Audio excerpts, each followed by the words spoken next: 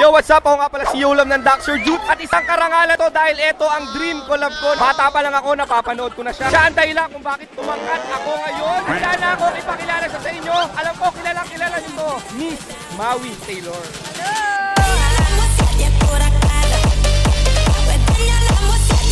Ma'am, isang karangalan talaga. Bagay na bagay ka sa content ko.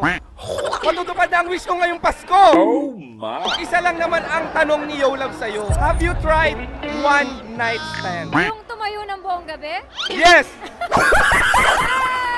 One night stand. Oo naman. Ma'am, curious lang ako kung paano naganap ang isang buong gabing nakatayo. Miss Maui Taylor, can you kwento lang sa amin? Paano siya nangyari? I think from gimmick, pumunta ng bahay. Actually, gimmick siya with friends. Tapos, syempre medyo nalasing ng konti. Yun na.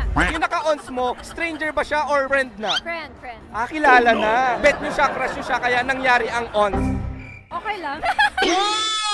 Ma'am, may you describe anong itsura ni one night stand mo nun? Cute, moreno. Kasing tangkad mo lang. Parang ako yun. Charot! Paano nangyari na nagkatinginan kayo? Can you kwento lang naman? Alam mo dati kasi, I guess it was the heat of the moment. Try lang. Pero dahil yun yung first time ko na matry yun, parang nakaka-regret din as a girl, diba? Kasi parang ang tingin ko doon, ang kawawa is yung babae. Siyempre, di mo nang pwedeng i-claim na totally kasi pumayag ka rin naman. Saka maganda doon kasi, bet mo siya, bet ka rin niya, bet nyo ang isa't isa, walang pagpilit, di ba? Tama? Tama. Kung bet, so-so lang naman. Women. Umuwi na kayo ng tipsy na kayo, wasted, lasing na. Anong eksena? Hinatid ka ba na gamit car niya? Kanya-kanyang cars kasi hindi ako maalis nang wala akong kotse.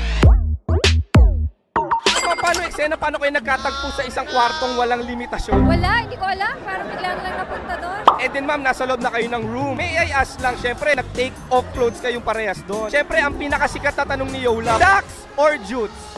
Socks lang. Kung i-rate mo from 1 to 10, ilan? 7? Ma'am, that was a nice digit. Malaki na siya.